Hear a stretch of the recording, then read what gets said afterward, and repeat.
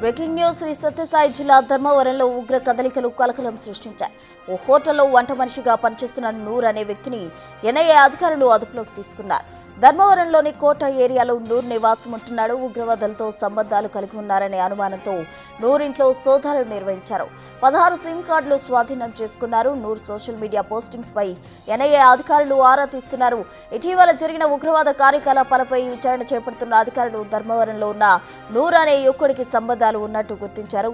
Dharmavaram DSP ఆఫీసులో NIA అధికారులు గోప్యంగా విచారణ జరుపుతున్నట్టు సమాచారం.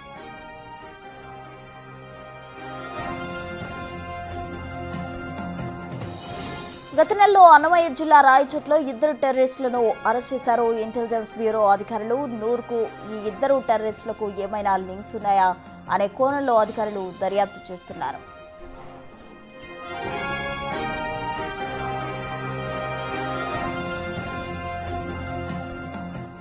సత్యసాయి జిల్లాలో ఉగ్ర కదలికలకు సంబంధించి తాజా అప్డేట్స్ మా ప్రతినిధి యోగానంద్ అందిస్తారు. యోగానంద్,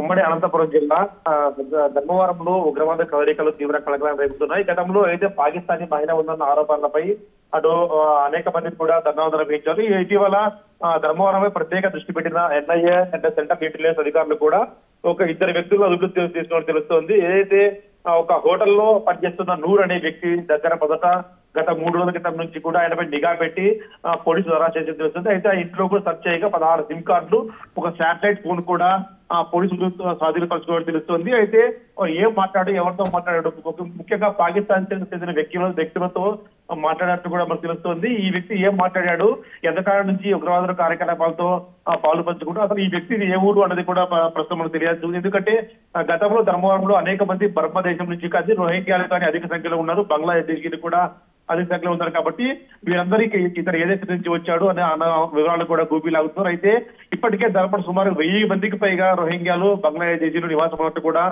పోలీసులు అనధికారికంగా అంచనా కూడా వేస్తున్నారు. అయితే ఈ వ్యక్తికి సంబంధించిన ఓటర్ కార్డు కూడా ఇటీవల వెలుగులోకి వచ్చింది. అయితే ఈ వ్యక్తికి ఓటర్ కార్డు ఎవరిచ్చారు, ఈ అడ్రస్ ప్రూఫ్ ఏది పెట్టాడు అనేది కూడా పోలీసులు ఆరా తీస్తున్నారు. ఎన్ఐ అధికారులు కూడా దీనిపై గోప్యంగా విచారణ జరుపుతున్నారు. అయితే గత 3 రోజుల క్రితం నుంచి ఇతరపై నిఘా పెట్టి పోలీసులు కూడా ఎన్ఐ అధికారులు కూడా అదుపులోకి తీసుకోవాల్సి తెలుస్తుంది. ఇప్పుడు తాజాగా ఈ అరెస్ట్ వ్యవహారం వెలుగులోకి రావడంతో తీవ్ర కాకర రేపు తెలుస్తుంది.